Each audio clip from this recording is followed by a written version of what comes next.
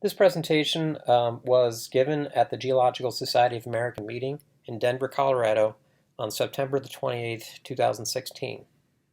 I'm making a recording of it so I can share it with other people who weren't at the meeting.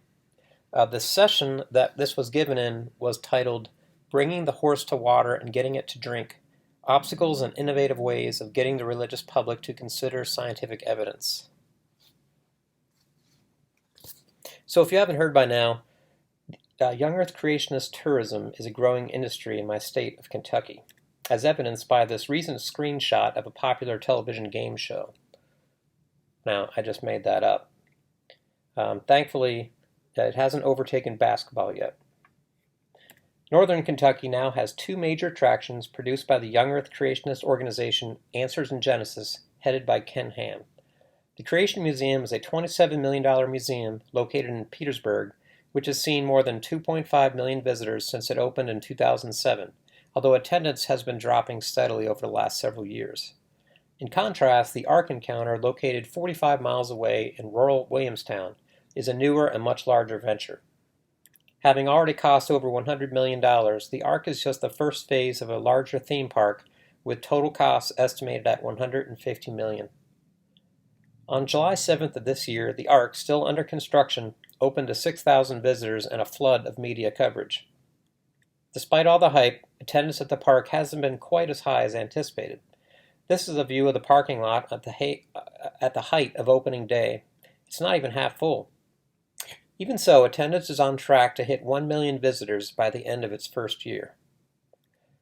Back home in Kentucky, it seems like there's been a new headline about the Ark in my newspaper every week for a couple of years now.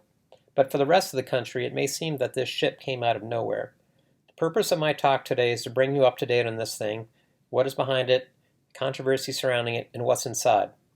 In preparation for this talk, my co-authors and I visited the attraction, so we'll save you the $40 admission fee, plus the $10 for parking, and guide you through some of the Ark's exhibits, providing a bit of commentary along the way.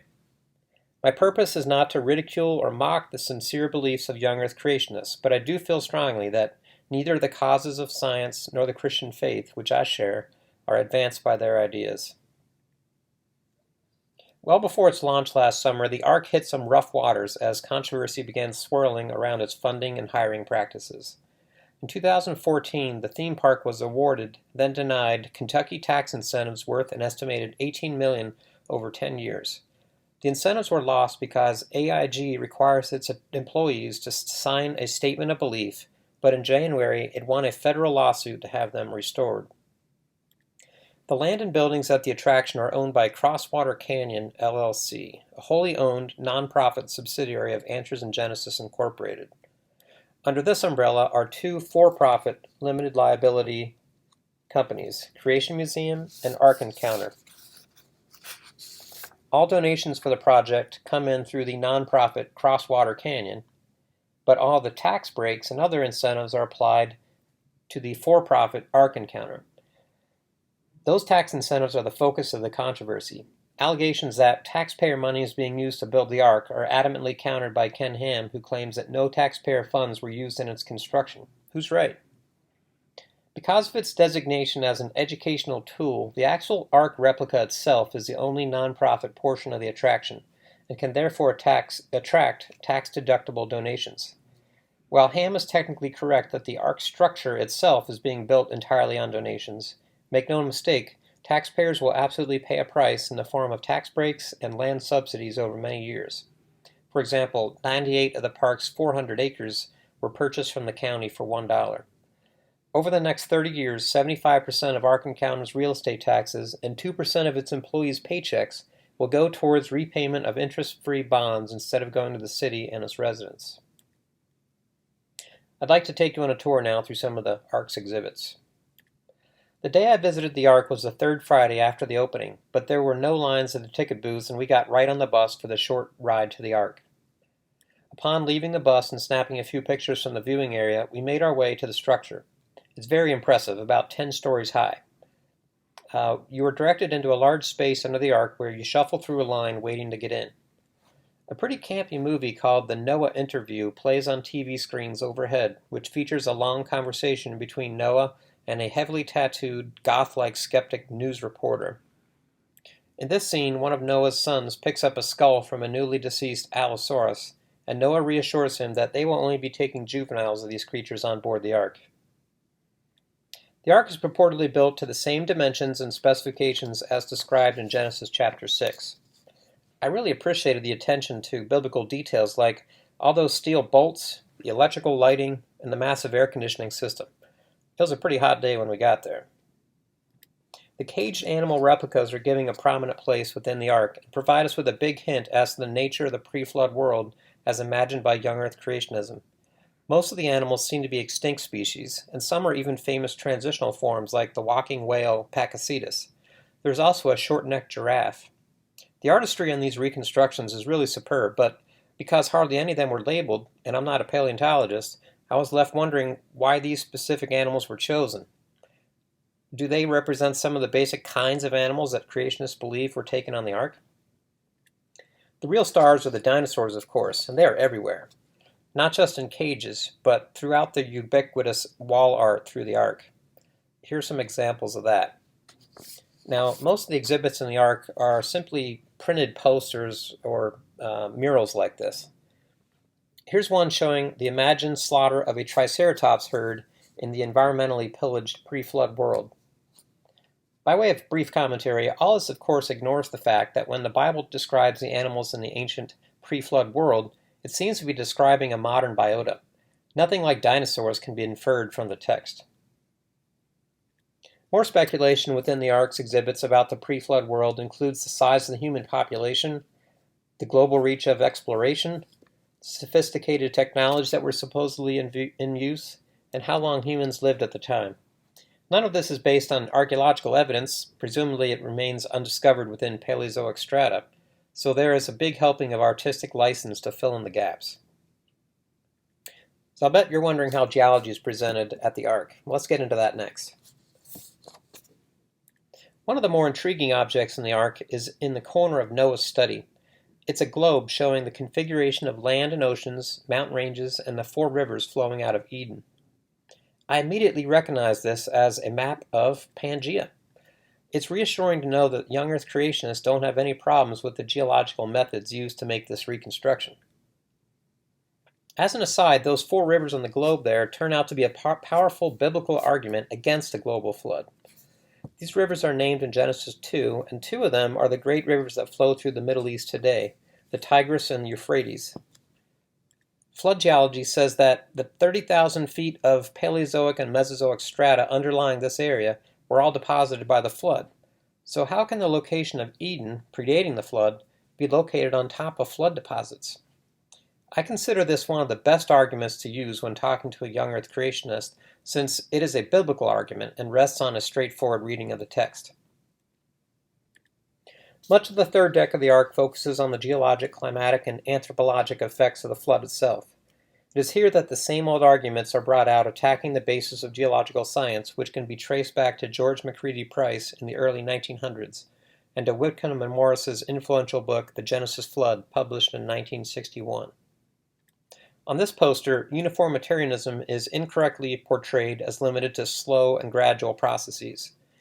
Highlighted on the right is the supposed problem that bioturbation within sediments over long periods of time wouldn't allow the preservation of distinct rock layers. What I'm wondering, though, is how burrows and other trace fossils would form at all during a catastrophic event at which rates of deposition were hundreds of feet per day, as required if most of the geologic column, thousands of feet thick, were deposited in a single year. We are told that a global flood was initiated about 4,350 years ago from rupturing of the Earth's crust and venting of mysterious deep hydrothermal reservoirs as huge geysers of water and steam erupted into the Earth's atmosphere. This water then fell back down in the form of torrential rain.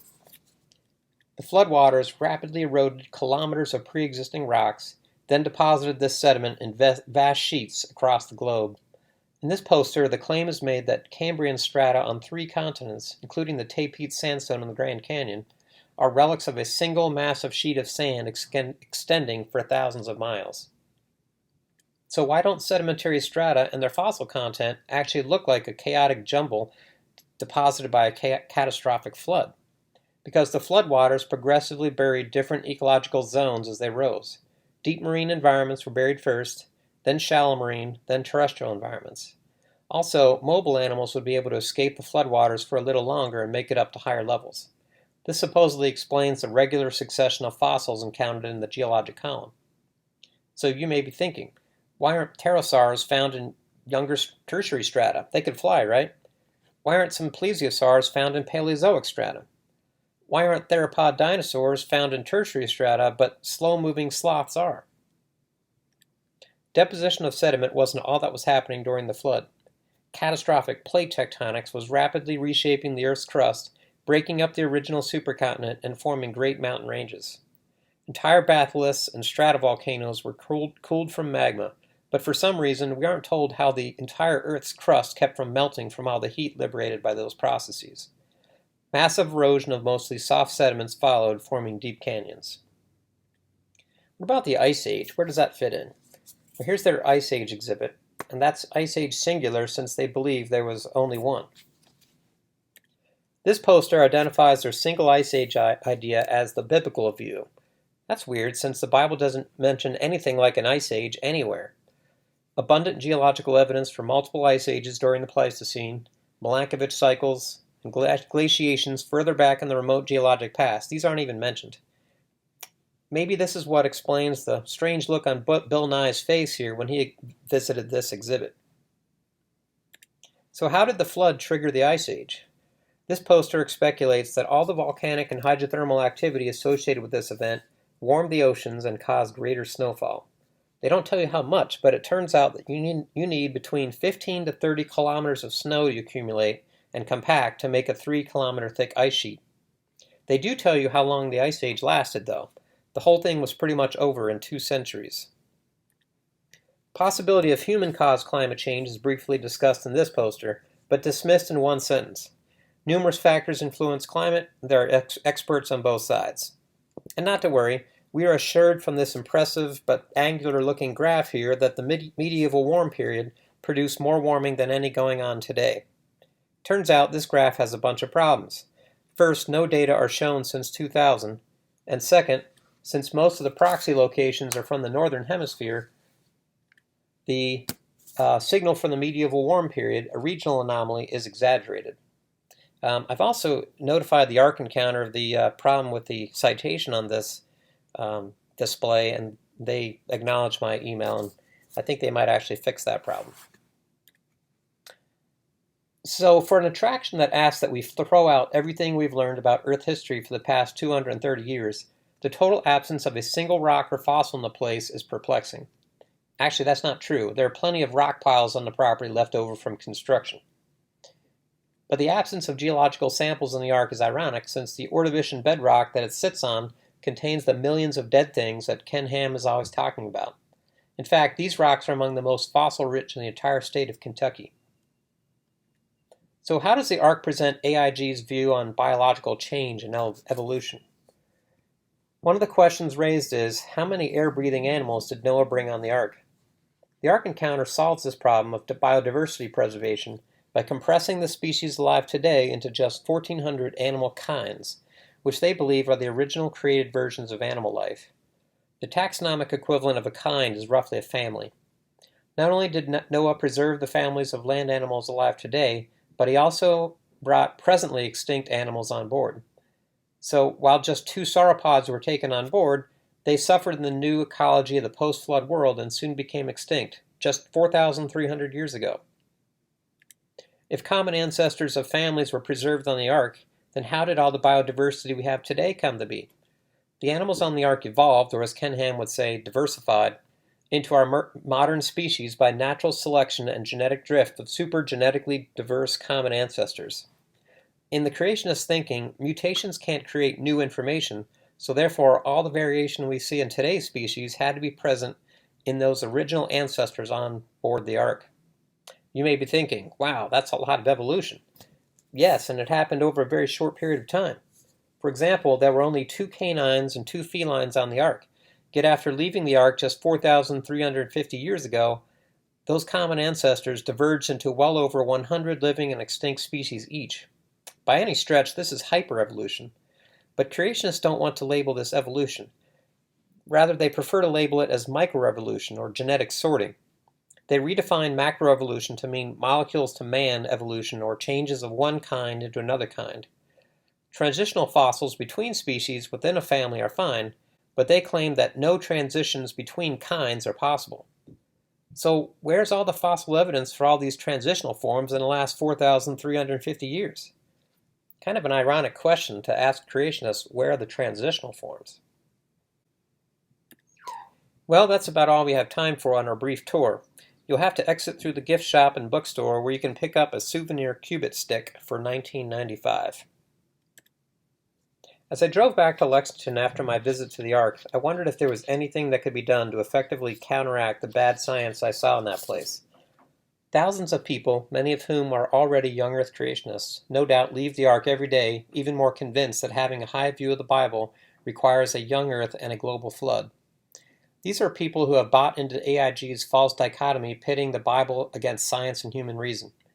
Despite what we think about Ken Ham and AIG, how can we effectively engage visitors to the Ark and the larger religious public? My time is short, so I'll just suggest a few thoughts. First, some of us will be spurred to take action, maybe sign a petition, take political action, or even participate in a protest. These actions certainly have their place, but will they change the minds of Ark visitors? I doubt it. If they are perceived as hostile to persons of faith, our efforts will probably have only an antagonizing effect. Similarly, if segments of the religious public hear members of the scientific community say that science itself is necessarily opposed to religion, that's not going to help matters either. This will just reinforce the notion that they must make a choice between the Bible and accepted science. This doesn't help. Is there something we can do to be more welcoming to people of faith? We can start by showing them respect, compassion, and patience. When I snapped this picture in the Ark's bookstore, I was struck with pity for this man and wanted to plead with him right there not to buy any of those books. Why do I care? Not only have young Earth creationist ideas set back science education, but they also present needless barriers to people considering religious truth claims. Furthermore, young people raised in religious communities may encounter a needless crisis of faith later in life when they head off to college and learn that this stuff isn't true. I found a quote here by the late paleontologist Stephen Jay Gould, which I think fits in with some of these points here. He wrote, "If religious people then come to believe that science stands in intrinsic opposition to their spiritual convictions, then, if I may lapse into the vernacular, science is screwed. Our best strategy and the intellectually soundest and most honest position in any case requires genuine respect for these religious convictions, which a high percentage of scientists also share, and continual insistence that science cannot pose any threat to these central pillars of life's emotional support."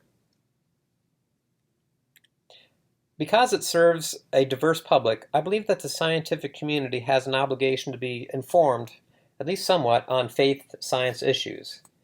Perhaps many of you are aware of religiously neutral organizations such as these, which provide excellent information on science education, evolution, and related issues. But there are also excellent resources available from distinctly religious viewpoints. In fact, I believe that scientists like myself who have religious convictions have a unique opportunity to reach out to our religious communities. As individuals and as organizations, we are ideally suited to engage with our spiritual brothers and sisters with what we have learned in our calling as scientists. We can also advocate for the integration of faith and learning, not the false dichotomy that sets them against each other. In conclusion, the Ark Encounter theme park is a reminder of the scale and reach of the young Earth creationist movement within American culture. We might not like it, but this movement is not going away anytime soon. While there's lots of problems with the exhibits in the Ark, they're probably solidifying and bolstering young Earth creationist ideas among the religious public. And it was our observation when we visited there that most of the visitors appear to be religious and come from religious communities. Education alone or political involvement are really not sufficient answers to this problem, especially if the scientific evidence is to be presented in a way that would be perceived as hostile to persons of faith. We believe that whatever specific tactics we use in combating young earth creationism, we must preserve values of compassion and respect for those holding religious beliefs, and that we should respect the proper limits of science when engaging the religious public with the scientific evidence. Thank you.